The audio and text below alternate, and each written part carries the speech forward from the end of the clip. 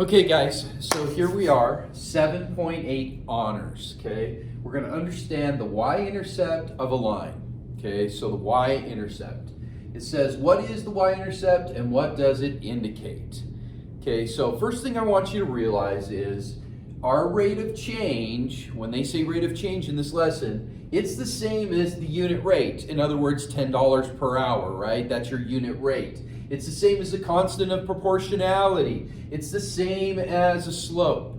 In other words, if we have $10, this would be 10 over 1. That's our slope, rise over run. Okay, and I'm going to explain that in more detail as we go. And then we have the y-intercept, and sometimes they will call that the initial value. So let's take this, for example, on this chart here.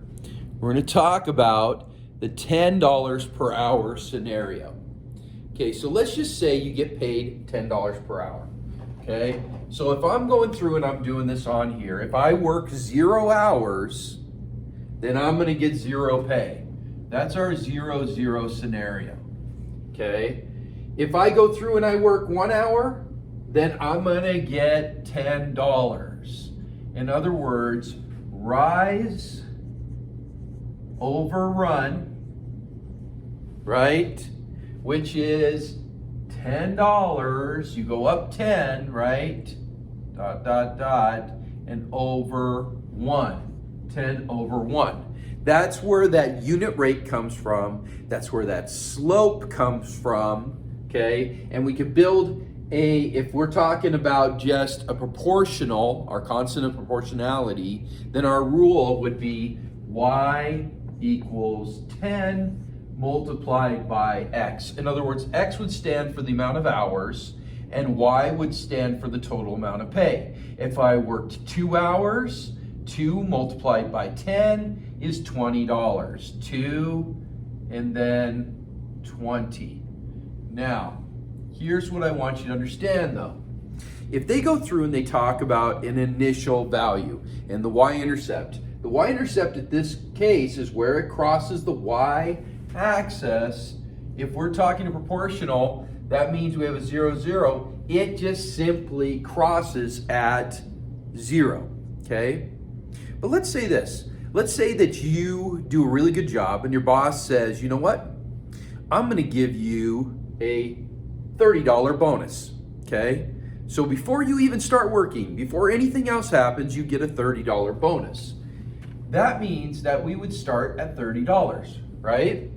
Okay, and then at that point, you would be going up 10. So I'm gonna erase this y, okay? And I'm gonna extend this up a little bit. You would go up 10 each hour. So it starts at $30. If I work 1, then my actual line is going to look like this instead. So my initial value, or my y-intercept, turns into 30 because you got that $30 bonus before anything started. And that changes our rule. It only changes it this way though. It becomes y equals 10 multiplied by x, right? Because that's still your rate of pay. But then because you got $30, it becomes plus 30. In other words, plus that $30, okay guys?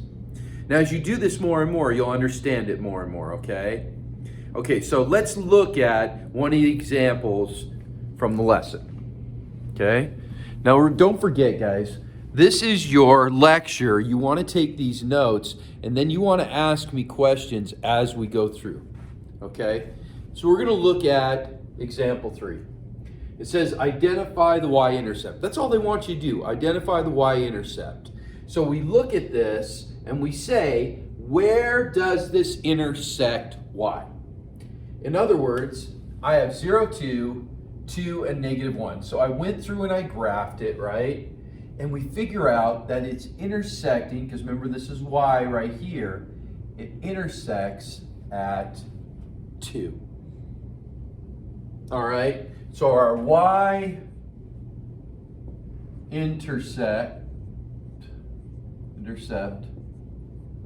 equals 2. 2 is where it intersects y, okay? Now, here's the thing though. what I want to be able to look at is this.